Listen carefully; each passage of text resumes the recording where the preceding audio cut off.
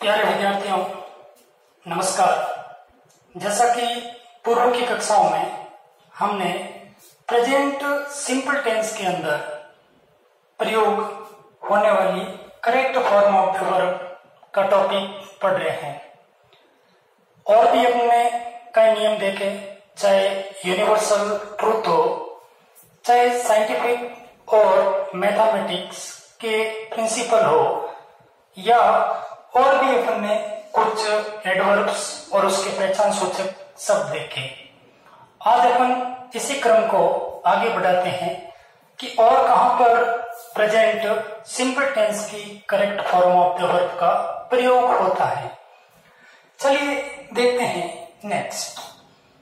In the newspapers heading, समाचार पत्रों के हेडिंग शीर्षक के अंदर हमेशा प्रेजेंट सिंपल टेंस का प्रयोग होता है। इंग्लिश में इन न्यूज़पेपर्स हेडिंग, हेडिंग जैसा आप जानते हैं कि समाचार पत्रों का शीर्षक कहलाता है।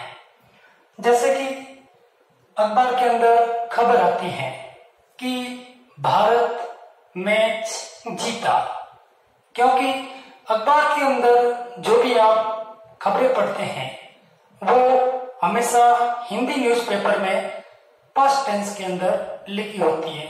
जैसे भारत जीता, ये हमेशा भूतकाल को इंगित करता है। लेकिन आप इंग्लिश कोई न्यूज़पेपर यदि लेंगे और उसमें इसको देखेंगे तो उसका जो फॉर्म है लिखने का तरीका वो हमेशा प्रेजेंट सिंपल टेंस में लिखा जाता है। जैसे 3 अर्थात 3 लोग। अब इसमें 3 लोग हैं जो बहुवचन है। इन बस कार एक्सीडेंट, बस और कार की एक एक्सीडेंट दुर्घटना हुई है। उसके अंदर न्यूज़पेपर के अंदर लिखा कि बस और कार की दुर्घटना में 3 मरे। हालांकि ये हिंदी के अंदर भूतकाल को इंगित करता है, लेकिन यदि ये खबर अंग्रेजी समाचार पत्र के अंदर प्रकाशित हो और इसकी हेडिंग बने तो वो बनेगी कि 3 डाई इन बस कार एक्सीडेंट। 3 प्लूरल है, इसलिए केवल मेन वर्ब की फर्स्ट फॉर्म डाई का प्रयोग किया जाएगा। हालांकि इसका जब अपन अर्थ करते हैं तो ता है, ती है, ते है आदि प्रेजेंट सिंपल टेंस के भाव से निकलता है, लेकिन जो पढ़ने वाला है पाठक वो हमेशा इसको भूतकाल में ही समझता है।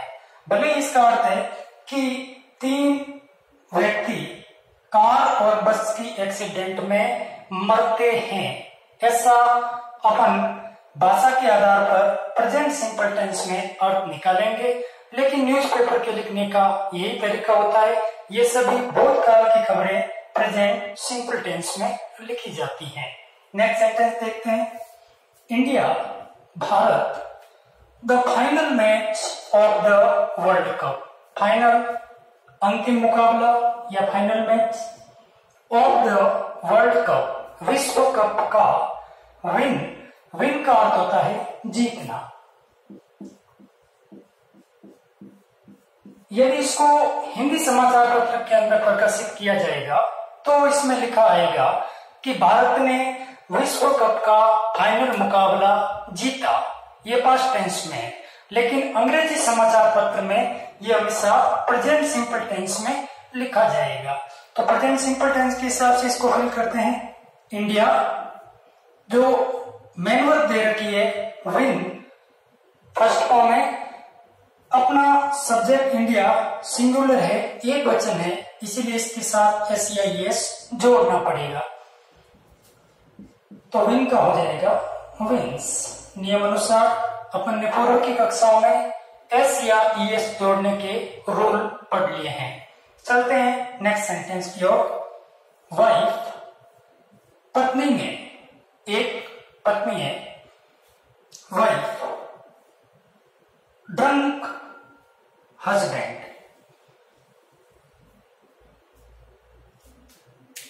ड्रंक का अर्थ है शराब पिया हुआ। हालांकि यहां पर कोई भी शराब की अंग्रेजी नहीं है, लेकिन फिर भी इसका अर्थ होगा शराब पिया हुआ हस्बैंड यानी पति। जैसा कि आप ड्राइविंग लाइसेंस देखते हैं, वहां पर लिखा आता है डोंट ड्रिंक एंड ड्राइविंग। वहां पर केवल ड्रिंक वर्ड यूज हुआ है, तो ड्रिंक का तात्पर्य है शराब पीना। यहां पर लिखा है ड्रंक हस्बैंड, मेन वर्ब इसकी ले लेते हैं।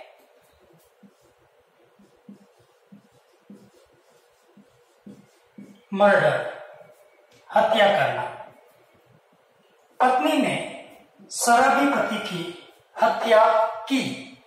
यह कोई घटित हुई घटना अखबार में आएगी, लेकिन यदि इंग्लिश न्यूज़पेपर में इसको लिखेंगे तो इसका अर्थ होगा कि पत्नी ने शराबी पति की हत्या की, हत्या करती है। यह प्रेजेंट सिंपल टेंस में हो जाता है। तो मर्डर के पीछे एस, मर्डर्स।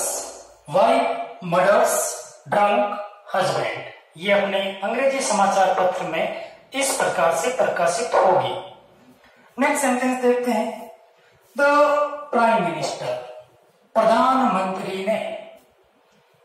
लॉकडाउन, जैसा कि आपसे बिल्कुल परिचित शब्द है लॉकडाउन, जिसको अपन हिंदी के अंदर तालाबंदी कह सकते हैं।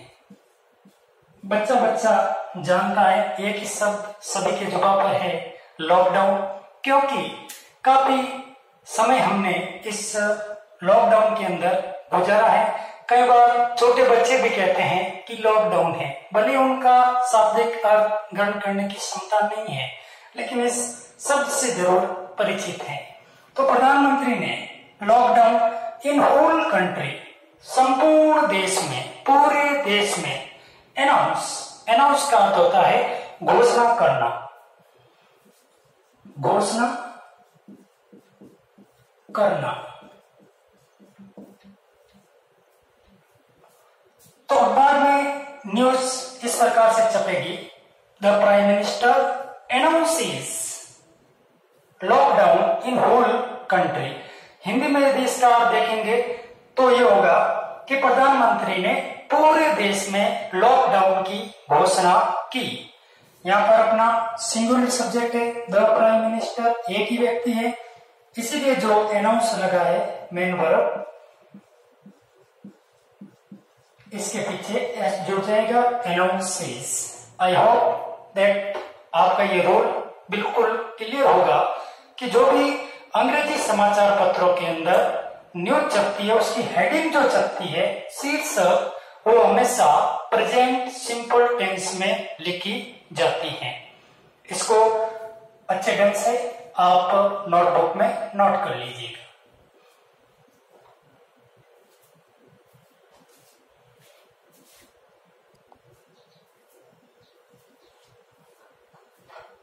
आइए साथियों देखते हैं कि और कहां प्रेजेंट सिंपल टेंस का प्रयोग किया जाता है। प्रोवर्ब और इडियम्स, जिसको हिंदी में कहते हैं कहावतें या मुहावरे, यहां पर भी हमेशा प्रेजेंट सिंपल टेंस का प्रयोग किया जाता है।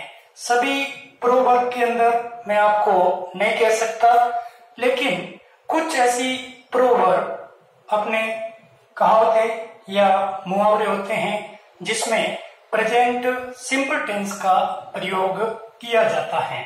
जैसे कि पहले देखते हैं, फॉर्चून, इसका अर्थ होता है भाग्य। द ब्रेव, बहादुरों का।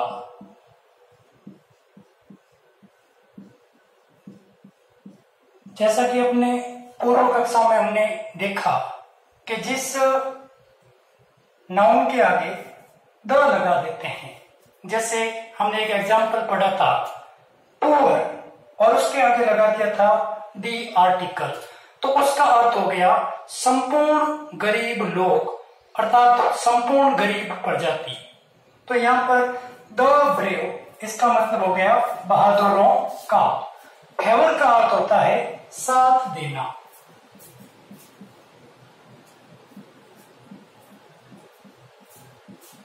साथ देना। अब इसमें फॉर्चून जो है वो एक सिंगुलर सब्जेक्ट है, एक वचन करता है। तो यहाँ पर जो मेंबर बार रखी है फेवर, इसके आगे हमें एस लगाना पड़ेगा। अब इसका क्या अर्थ हो गया? Fortune favours the brave. Fortune favours the brave. जैसा कहा जाता है कि भाग्य हमेशा बहादुरों का साथ देता है। भाग्य हमेशा बहादुरों का साथ देता है। भाग्य हमेशा बहादुरों का साथ देता है। इंग्लिश में कहें तो Fortune favours the brave. Next देखते हैं आवर डीड्स। आवर हमारे, डीड्स यानी कार्य या कर्म, जो भी हम कार्य करते हैं उसको कहते हैं डीड। यहां पर है वर्ड डीड्स, हमारे कर्म। Our destiny. डिटरमाइन। डिटरमाइन का मतलब होता है निश्चित या निर्धारित करना। निर्धारित करना। आवर डीड्स बहुवचन है, इसलिए इसके साथ में जो वर्ब आई है डिटरमाइन, इसके साथ में कुछ नहीं जुड़ेगा, ये केवल फर्स्ट फॉर्म ही रहेगी।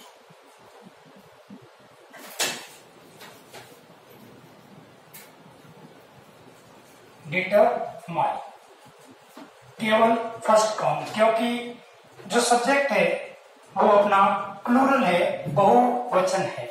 Our deeds determine our destiny. हमारे कर्म हमारे भाग्य का निर्धारण करते हैं। हमारे कर्म हमारे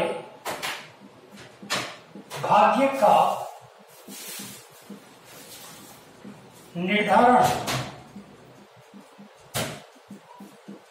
करते हैं। ये भी एक कहावत है, जैसा आप कर्म करोगे वैसा फल आपको प्राप्त होगा। Our deeds determine our destiny.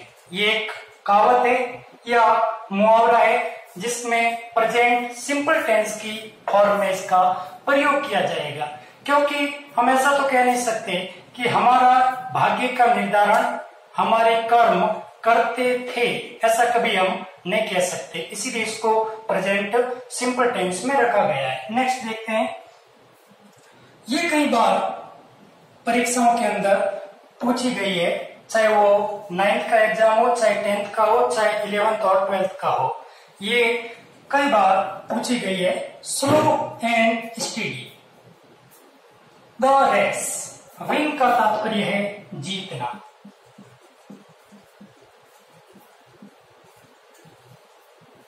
Slow and steady ये काफी कंफ्यूज करने वाली दोनों नाउन है आपके।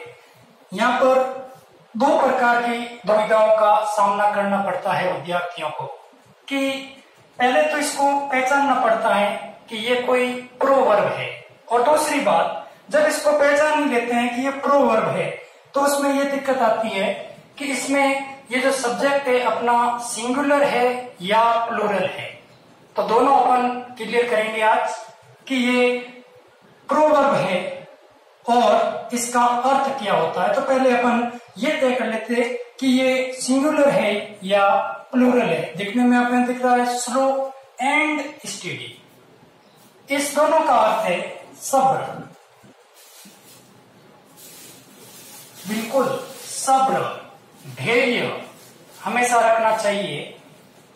सब्र का फल मीठा होता है।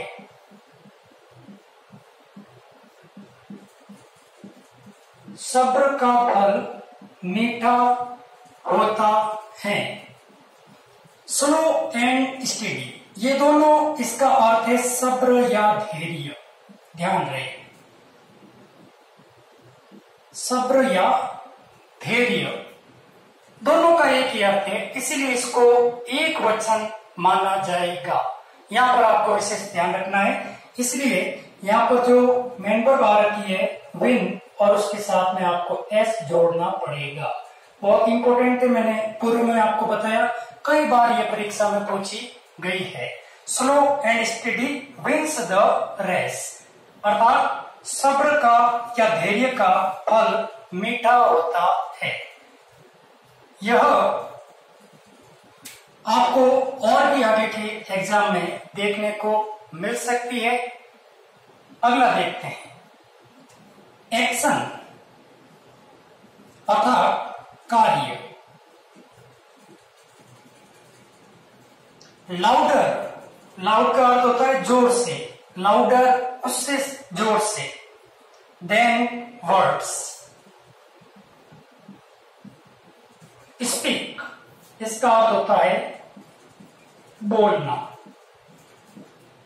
पूरे यदि शाब्दिक अर्थों से देखें तो हम कभी भी कहावत या मुहावरे का पूरा स्पष्ट अर्थ नहीं निकाल पाते हैं। टुकड़ों में यदि इसको समझें कि एक्शन यानी कार्य होता है, लाउडर इसका मतलब है जोर से, देन वर्ड, वर्ड यानी शब्द, स्पीक पहले इसको भर लेते हैं अपन। एक्शन एक वचन है, सिंगुलर है, इसीलिए इसमें आएगा स्पीक्स। अब इस प्रोवर्ब का जो अर्थ है वो है करनी कथनी से ताकतवर होती है। करने का अर्थ होता है हम अपने हाथ से कोई कार्य करते हैं, और कथनी का अर्थ होता है केवल कहना। हम कई बार कहते हैं कि हम ऐसा कर लेंगे, ऐसा कर लेंगे, ऐसा कर लेंगे, लेकिन वास्तविक यदि धरातल पर हम कोई कार्य नहीं करें तो वो कभी कार्य पूर्ण नहीं होता है, वो केवल बातों ही बातों में कहीं रह जाता है। इसीलिए एक प्रोवर्ब, एक कहावत बन गई कि करनी कथनी से ताकतवर होती है। केवल हमें बातें नहीं करनी है, उसके लिए कुछ न कुछ करना है। Action speaks louder than words, करनी कथनी से ताकतवर होती है। यह एक अपने हिंदी में मुहावरा है या कहावत है, जिसे इंग्लिश में कहते हैं action speaks louder than words. चलिए नेक्स्ट प्रोवर्ब देखते हैं। ए बर्न्ड चाइल्ड, जैसा कि आप जानते हैं बर्न एक मेन वर्ब है जिसका तात्पर्य है जलना। यहां पर उसकी सेकंड फॉर्म है बर्न्ड चाइल्ड, मतलब जला हुआ बच्चा, जला हुआ बच्चा। ये बर्न्ड चाइल्ड सिंगुलर है, स्पष्ट हो गया, ये लग गया आगे तो ये का अर्थ होता एक जला हुआ बच्चा। द फायर, आग से। ड्रेड का अर्थ होता है भयभीत होना। भयभीत होना, डरना या भयभीत होना, dread. Burn child dread the fire. पहले इसको पढ़ लेते हैं। ये बर्न चाइल्ड है तो ड्रेड का हो जाएगा dreads. A burn child dreads the fire. एक जला हुआ बच्चा आग से डरता है, ऐसा अर्थ हमें देखने को मिला शब्दों के आधार पर। और जैसा मैंने पूर्व में बताया कि प्रोवर्ब जो होती है वो कभी शब्दों के अर्थ पर कभी निर्भर नहीं करती है। जैसे एक अपन प्रोवर्ब देखते हैं कि grass is always greener than other side. ये प्रोवर्ब है, grass is always greener than other side. अर्थात इसका शब्दों का आप देखते हैं, फिर अपन वहां पहुंच जाएंगे जहां हमें पहुंचना चाहिए। ग्रास अर्थात घास, इज ऑलवेज, ऑलवेज हमेशा, इज है, ग्रीनर जब ईआर लग जाता है, कंपैरेटिव डिग्री बन जाती है, तो उसका अर्थ होता है उससे ज्यादा हरा। Grass is always greener than other side, other यानी दूसरी, साइड यानी तरफ। घास हमेशा दूसरी तरफ ज्यादा हरी होती है।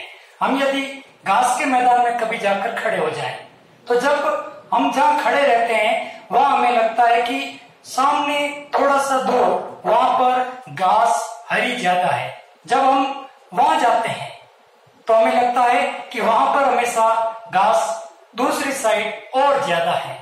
तो इसका शाब्दिक अर्थ तो यह निकला कि घास दूसरी तरफ ज्यादा हरी होती है। लेकिन यदि इसका अपन मुहावरे या लोकोक्ति या कहावत के रूप में अर्थ देखें तो वो अपने प्रचलित है, परई थाली में घी घड़ा। अर्थात हमारे पास जो वस्तु है वो हमेशा हमें कम या अल्प प्रतीत होती है और दूसरों के पास जो होती है वो हमेशा ज्यादा होती है। तो ध्यान रखना, प्रोवर्ब और इडियम्स जो है इसका शाब्दिक अर्थ हमें वहां धीरे धीरे पहुंचाता है, लेकिन जो प्रचलन में कहावत है वो हमें ढूंढनी पड़ती है। जैसा अभी हमने देखा एक्शन, तो इसका अर्थ हो गया करनी। देन वर्ड्स, इसका मतलब हो गया कथनी। वर्ड जो शब्द हम बोलते हैं तो ये हो गया कथनी। से ताकतवर, लाउडर का मतलब ताकतवर। ध्यान रहे। अगला, a burned child dreads the fire. एक जला हुआ बच्चा आग से डरता है। आप अनुमान लगाओ कि इस कहावत या मुहावरे का क्या अर्थ अपने दृष्टि से प्रचलित जो कहावत है वो क्या हो सकती है। A burned child dreads the fire. जैसा कि हम कई बार एक कहावत कहते हैं कि दूध का जला छाछ को भी फूंक फूंक के पीता है, वो उसकी इंग्लिश अपने बढ़ती है a burned child dreads the fire. यहां पर लिख देता हूं मैं, दूध का जला छाछ को भी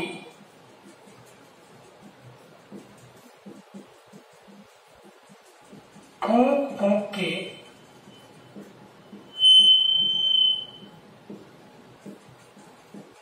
पीता है।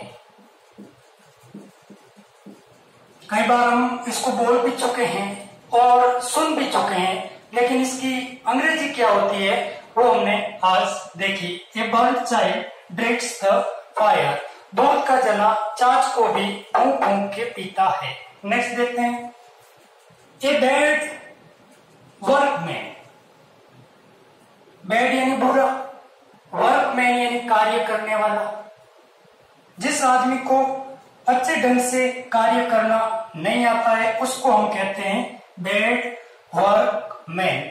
और यदि आदमी काम अच्छा करता है तो हम कहेंगे गुड वर्कमैन। यह व्यक्ति एक ही है। With the his tools, with यानी के साथ, टूल यानी अपने औजार या उपकरण, औजार। quarrel का अर्थ होता है झगड़ना।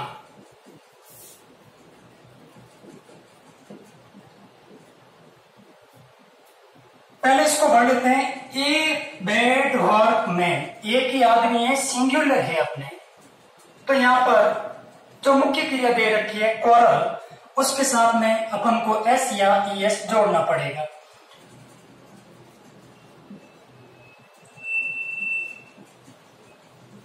एस जोड़ना पड़ेगा।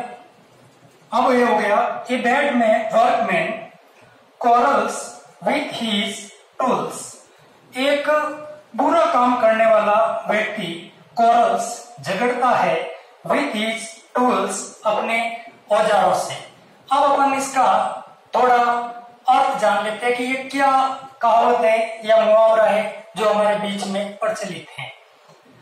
ये बुरा व्यक्ति क्वारल्स झगड़ता है विथ हिज टूल्स, अपने औजारों के साथ। कोई आदमी कार्य करता है और यदि उसको उसमें सफलता या वो कार्य ढंग से नहीं होता है तो वो दोषारोपण जो है वो अपने औजारों पर कर देता है कि मेरी कोई गलती नहीं है, ये औजारों की वजह से ठीक नहीं हुआ।